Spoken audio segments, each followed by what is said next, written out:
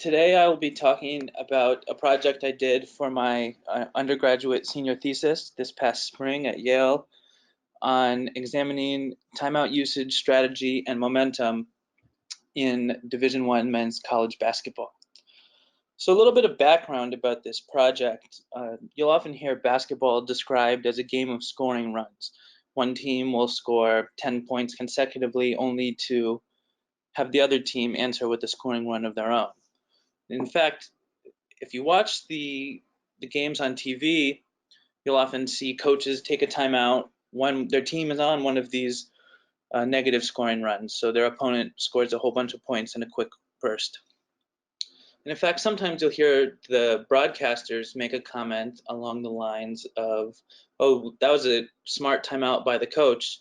He clearly sensed the other team had all the momentum and took a timeout to sort of reset the game and stop the other team's momentum. And so the motivation for my project was to see if there was any truth to this idea that timeouts can stop opponent momentum. We're really just looking into what does that mean? How do we quantify something sort of that a lot of people believe exists, but is maybe hard to measure. A little bit of background on the data used in this project. I used about 10,000 play-by-play basketball logs over the course of 2 seasons that I scraped from ESPN using the NCAA Hoop R package. That's an open source R package I wrote for scraping and analyzing college basketball play-by-play data. So I'll present this graph as sort of a first pass of what I did when trying to think about this question.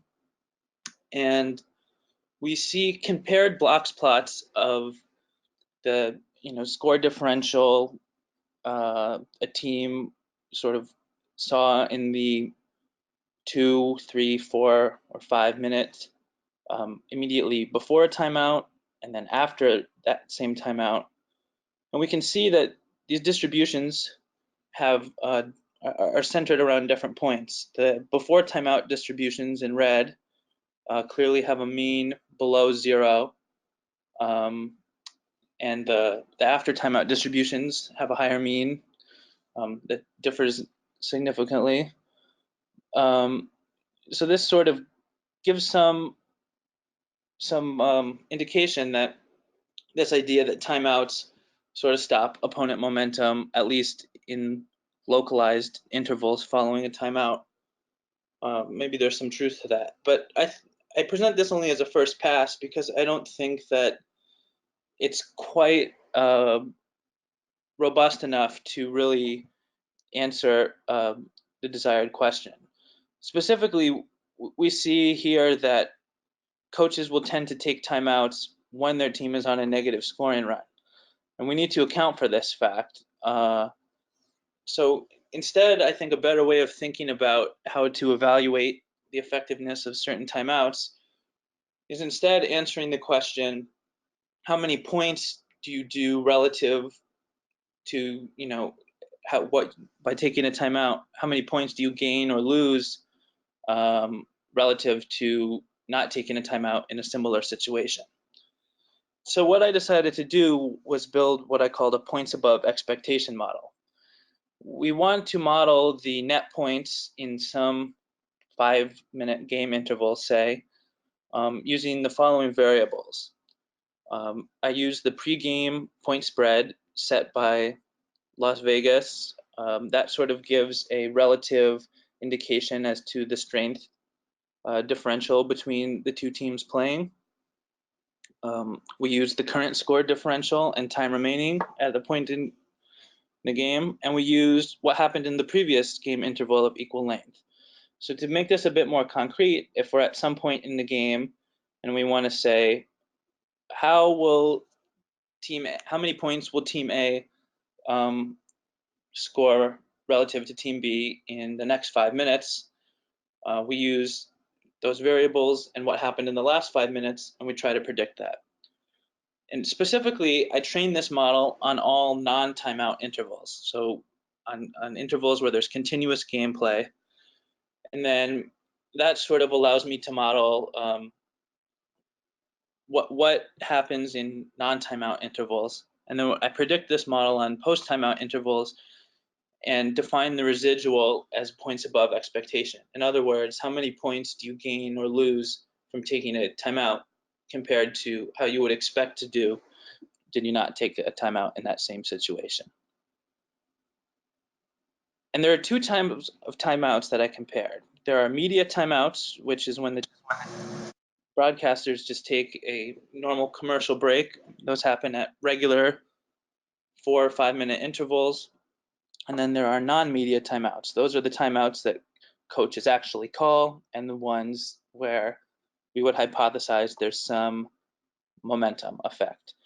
And we can see even all the way out to 5 minutes after a timeout, there's on average a positive or non-zero points above expectation. And what that tells us is there really is some small but significant effect to these timeouts. In other words, you do a little bit better after a timeout than you would expect in a similar situation, holding other game factors constant and not taking a timeout. And the purpose of including the media timeouts in this graphic is that they sort of occur at intervals, at points in the game that coaches can't really control. You know, a coach taking a timeout would probably only take one if they thought that it favored their own team more than the other team, whereas these commercial breaks, they happen at fixed points in the game. You can't really say that in the average case it favors either team. And that's why we see all these red box plots centered more around zero. In fact, if we tease this out a little bit more, we see that the points above expectation depends very much on where in the game you are. At the beginning of games, timeouts seem to yield more points above expectation, and that just kind of decreases steadily over the course of a game with a low point right around halftime. And my hypothesis for why we see this sort of behavior is that there tend to be a lot more stoppages later on in the game, and you get sort of more choppy game flow, and perhaps that sort of minimizes some of the benefit of a timeout.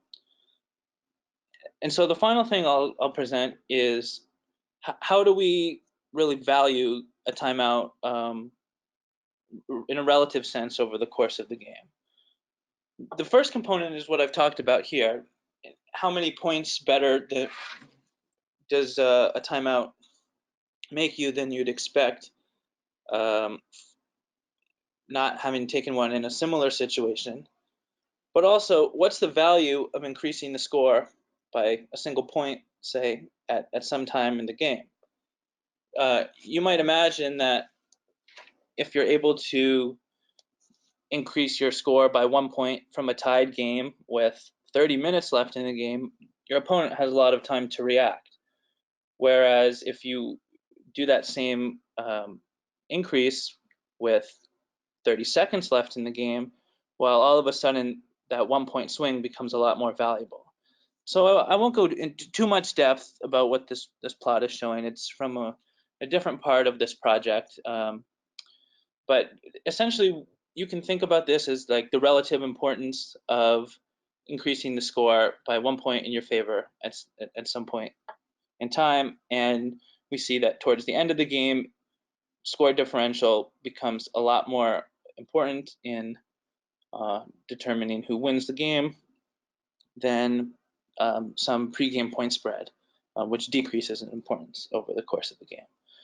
And so if we think about multiplying these two curves together, that gives us this final graph that I'll talk about, which presents the odds, the increase in the odds of winning a basketball game, holding all other factors equal, by taking a timeout. And we see this really interesting trend where the value of a timeout, starts out, kind of decreases over the course of the first half and really reaches a low point right before halftime. And then in the second half, as the game starts winding down, timeouts become increasingly more valuable as less time remains in the game. And these little dips, I hypothesize, are due to common occurrences of where these TV media timeouts might happen. So the key takeaways from this are that on average, taking the timeout improves a team's net score differential in intervals up to at least 5 minutes following the timeout. But also from a coaching and strategy standpoint, I think that coaches should really be more aggressive with early first half timeouts. The way the timeout rules work is that a team sort of recoups a single timeout that they take in the first half in the second half. And so oftentimes if coaches haven't used a timeout, they'll take one right before halftime because essentially it's a free timeout. But if we go back to this chart, we see that, in fact, maybe they're a lot better served taking one early in the first half than right before halftime, just for the sake of taking one. So some links if you're interested in learning more about this, a link to my R package. And I don't know if there is still time for questions, but if there's not time for questions and you're interested in asking anything, feel free to shoot me an email at the list below. Thank you. Great, thanks so much, Luke. All right, so we'll have time, 30 seconds for one really quick question from someone. So Timothy Ford asked for an explanation for the difference in the standard deviation between the media timeouts and the coach called timeouts. Do you have some intuition for why the standard deviations were so different between those two? Sure. Yeah, that's a good question, and I think this again has to do with the fact that that media timeouts happen really at fixed points, and so in the average case, we don't really see them favoring any one team in particular. Whereas these timeouts that are called by coaches, they usually call them because they have some piece of strategy or advice they want to say to their team. And my guess is because they probably talk about some plan. They have you see more of this extreme behavior, both if the plan worked or if it didn't. You sort of see that on both cases in the extremes. And so my guess is that's why the spread is a little bit larger in those cases. Great, thanks so much, Luke.